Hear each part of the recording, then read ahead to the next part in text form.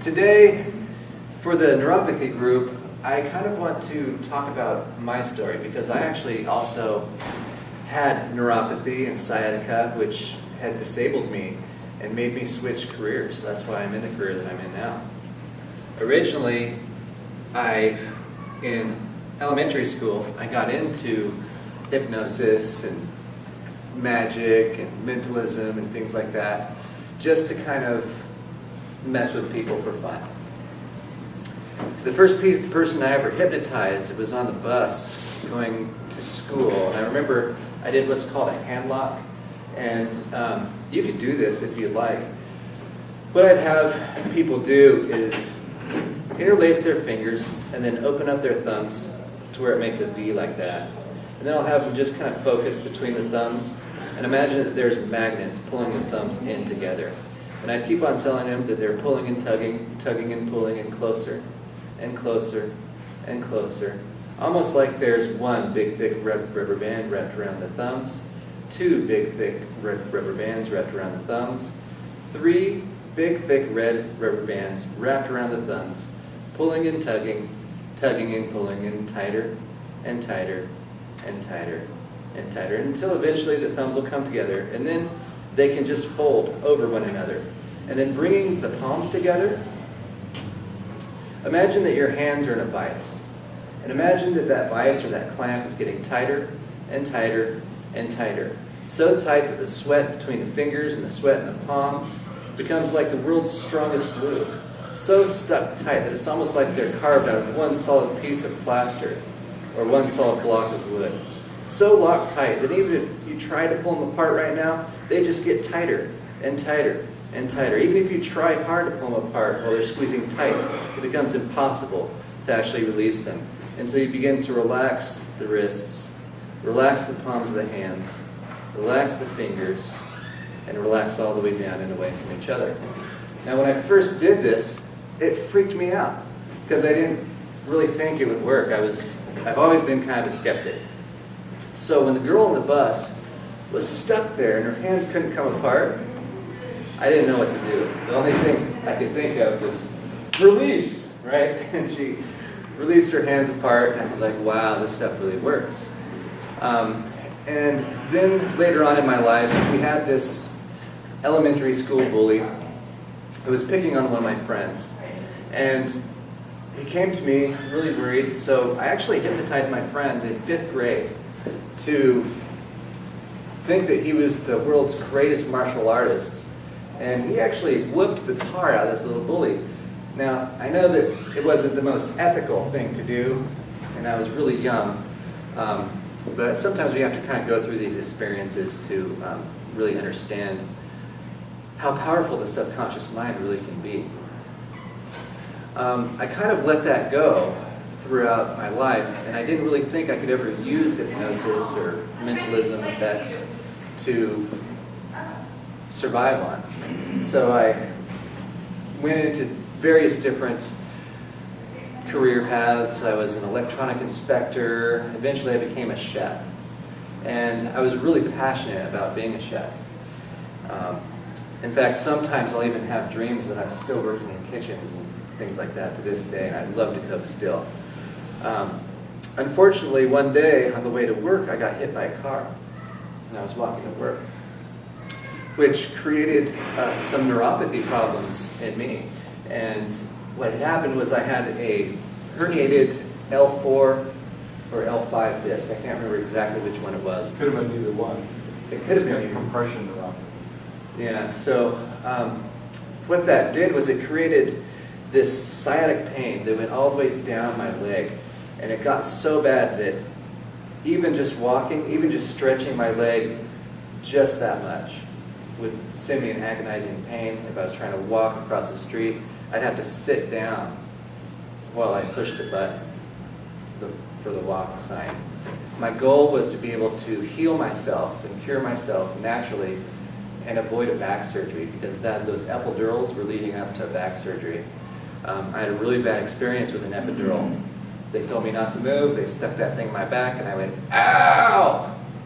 And I ended up being way worse off for the next 3 to 6 months. So that set me on a mission to heal myself. The first thing I did was I incorporated a 80%, 75 to 80% raw food diet so that I could lose all the excess weight that was around my midsection that was causing me more pain. That also was able to decrease my inflammation because raw fruits, raw produce, has anti-inflammatory properties that will help actually heal your body from the inside. And Hippocrates once said, your medicine should be your food and your food should be your medicine. Those are really wise words because we really are what we eat. Our whole body renews itself every 7 years, and the building blocks of our cells are created from the food and the energy that we consume. So if we're eating all kinds of nutrient-depleted foods that are processed and devoid of enzymes and these anti-inflammatories and fiber, then we're going to have problems. If I was just to take a pain away from somebody, and that pain was protecting them from injuring themselves even more, then that would be a bad thing. So that's why I always do the medical referral for any pain issue, even if it's a headache. If someone comes in with a headache and says, oh, it's just stress-related, I have to do the medical referral, because if it's not stress-related and it's a biological thing like a tumor or something, and they end up dying, then I'm responsible for that. I just killed that client. And there's no way that I'm going to subject someone to anything like that. The number one principle for any healthcare profession is do no harm. You got to protect the people. Of course, the medical referral would be in place before I would even consider them as a client. One of the things would be to either change the sensation or to delete the pain. Usually what we end up having to do is change the sensation, unless it's something like arthritis, because arthritis really doesn't have a protection purpose, but some of these peripheral neuropathy things do. So the first thing we would do would be to go in and change the perception of the pain. Some people may imagine the pain as like this red, angry color, so we want to find out what the opposite of that is, what the opposite of that red, angry color is, and imagine that maybe the center of that red was the opposite. Maybe in this case it would be blue or green. And that blue or green was spreading out across that whole red area and soothing, bringing calmness and comfort into that area. You didn't notice the way that the collar felt around the back of your neck until I just mentioned it. That's because your subconscious mind has marked that as an unimportant sensation. But you can feel it now since I said that. And what we do is we actually learn how to be in pain.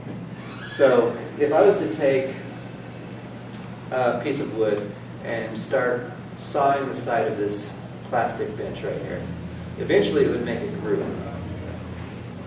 And that's the same way our mind works. So when we learn, we create these grooves. And what happens is we have these synapses in our brain, and they become closer, so the electricity that fires between them can fire more rapidly. And so when we learn how to become really in pain, or learn how to do a certain behavior, these synaptic gaps will close, and then those neurons will fire much quicker between those synapses. So some of what we've actually got to do is to start carving a new groove and start teaching this new learned behavior, learn how to be in comfort again instead of in pain. Because once we learn how to be in pain, it's really easy for us to contort ourselves back into that position. One of the aspects in hypnosis is ideomotor syncrasies. And this is body language, movements in the face. When people are in hypnosis, we get signals by raising fingers and things like that, which are subconscious, unconscious responses. So if the subconscious mind has learned how to do something for so long, then it becomes important. But if we can turn it into an unimportant thing, then you could find some freedom from that. There's been many cases, especially with cancer patients who have gotten treatment, hypnotherapy treatments, who have been able to heal much faster after their chemotherapy through the use of hypnotherapy. There's also a lot of nausea issues that come along with the chemo, and hypnotherapy helps a lot with all that stuff. Basically more like vision therapy? It is a lot of visual stuff. if the client is visual. Not everyone is visual. Some people are more auditory, some people are more kinesthetic, and others are more visual. Those are the three main representation systems that we work with in hypnotherapy. Everything runs through. The clients have headphones that go right over their ears. They're noise cancellation, so they can't hear when the dumpster's going by or anything like that. Every little detail that I could get is there. There's this new vocal effects pedal that came out. Usually guitar players would have effects pedals for different distortions and things like that. They finally came out with one for vocals. And so I've got that. And what I'll do is I'll loop suggestions in the background as I speak over. And I can do as many as I want underneath there. Usually I stay at about 3.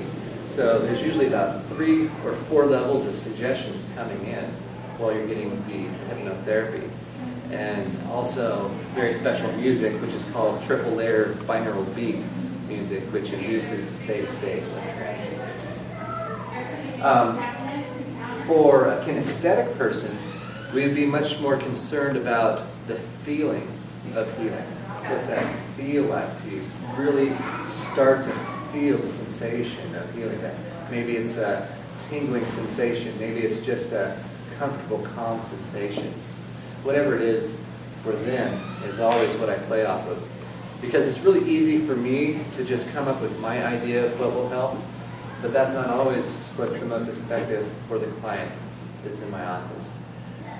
It's much more important for me to find out what their reality is than for me to try to force them in a box of what I think is right. So like with the color, like what I said about the orange, that works great for me, but I may have a client who blue is a healing color, or green, and that is their right to be treated with that color because that's their representational system.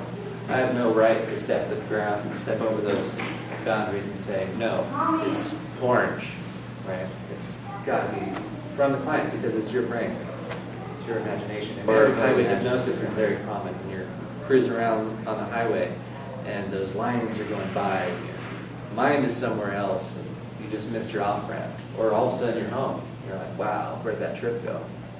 That's highway hypnosis. So we go through hypnosis all the time. In fact, when I was going back to when I was learning hypnosis, one of the things that I would do is I would just kind of watch and see when people were naturally going into hypnosis. And I still do that sometimes when I'm doing street hypnosis, and when I see them drop into their natural state of hypnosis, that's when I'll come up with one of my cool cards and be like, hey, check this out. You know, would you like to see something? However, it's vital that any physical warning or any physical danger is cleared by a medical practitioner before anyone comes and seeks hypnotherapy for help. What exactly does the referral need to say? I have my own referrals that I give to my clients to take to their doctors. I've never had anyone not sign it. Oh, so it isn't a matter of a doctor writing something on a prescription pad and bringing it to you. It's not that. No, and I'm not even looking for their approval of hypnotic techniques. All I need is a clearance so that I can treat you.